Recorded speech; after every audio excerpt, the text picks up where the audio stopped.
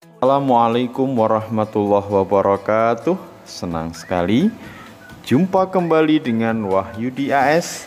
Kali ini kita akan sajikan spesial buat Bapak Ibu guru berkenaan dengan penulisan soal HOTS pada mata pelajaran matematika di sekolah dasar. Silahkan Bapak Ibu bisa disimak dari awal hingga akhir, dan jangan lupa like, share, subscribe, dan bunyikan loncengnya. Ya, pada penulisan soal HOTS kali ini ada beberapa prinsip penulisan yang perlu diperhatikan ya.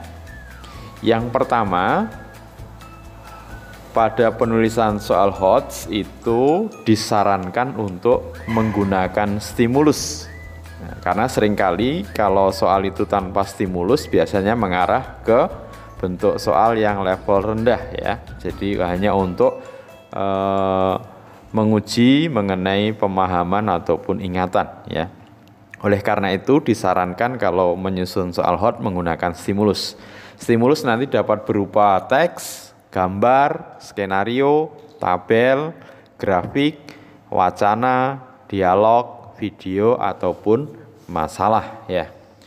Kemudian yang kedua, prinsip dalam penulisan soal HOTS adalah menggunakan konteks yang baru atau kekinian. Tentu ini untuk menghubungkan situasi dari kondisi yang sedang HOTS atau yang sedang hits di kekinian agar menarik minat dari peserta didik. Dan tentunya biasanya kalau konteks itu sudah lama, seringkali sudah ditemui oleh para peserta didik, maka jadinya mestinya dia HOTS menjadi tidak HOTS lagi ya. Kemudian yang ketiga, proses berpikirnya adalah tingkat tinggi atau memerlukan penalaran ya. Jadi tiga prinsip ini yang perlu diingat dalam menyusun soal HOTS, yaitu menggunakan stimulus, menggunakan konteks yang baru atau kekinian, dan proses berpikir tingkat tinggi.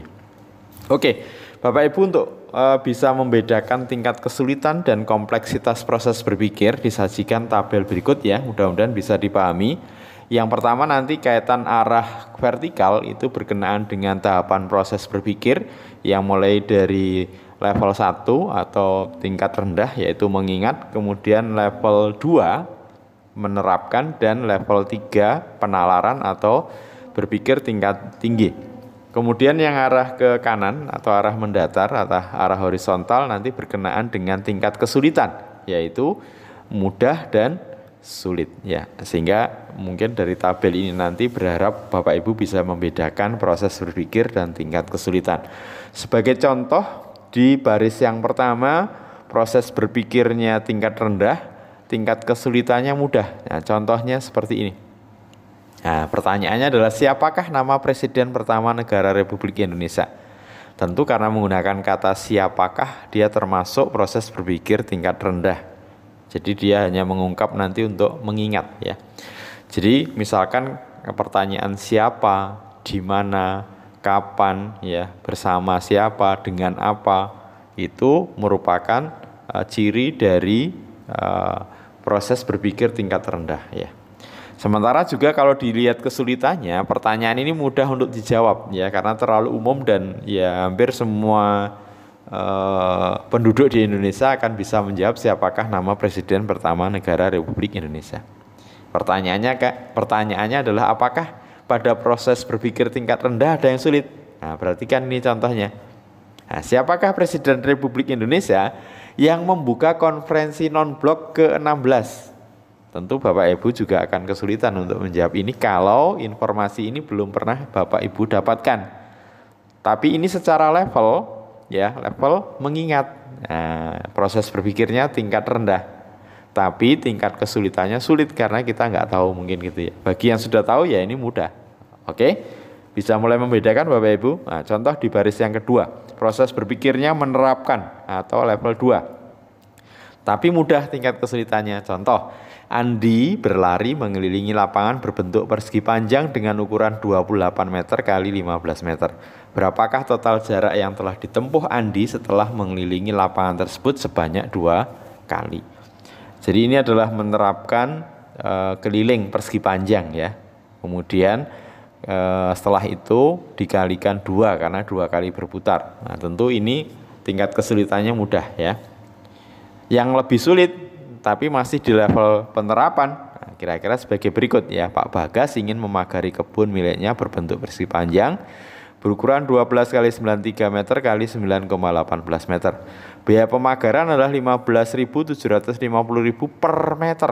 Apabila Pak Bagas mendapat diskon 39%, berapakah biaya pemagaran tersebut? Ya, nah, tentu ini selain menerapkan, yang kedua ya, kemudian dihitung pembiayaannya, kemudian diskonnya, belum tentu, belum lagi penggunaan bilangannya juga agak sulit untuk dalam berhitung.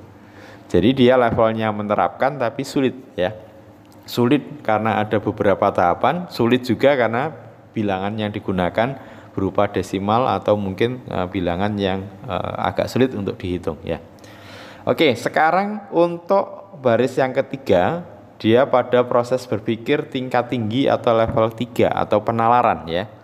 Adakah yang mudah? Nah, tentu ada. Contohnya misalkan gini ya. Mengapa Sari meminjamkan buku kepada Dini meskipun dia mengetahui bahwa bla bla bla. Jadi pertanyaan mengapa ini termasuk level berpikir tingkat tinggi. Tapi pada permasalahan ini dia mudah untuk diselesaikan ya. Sementara untuk tingkat kesulitan yang sulit, nah perhatikan contoh ini. Bagaimana keputusan yang akan diambil oleh Sinta. Jadi pertanyaan bagaimana itu menuntut tingkat berpikir penalaran atau tingkat berpikir level 3 atau berpikir tingkat tinggi. Nah, ini mudah-mudahan dari yang disajikan ini Bapak Ibu mulai bisa memahami perbedaan antara proses berpikir atau tingkatan kognitif dengan tingkat kesulitan ya.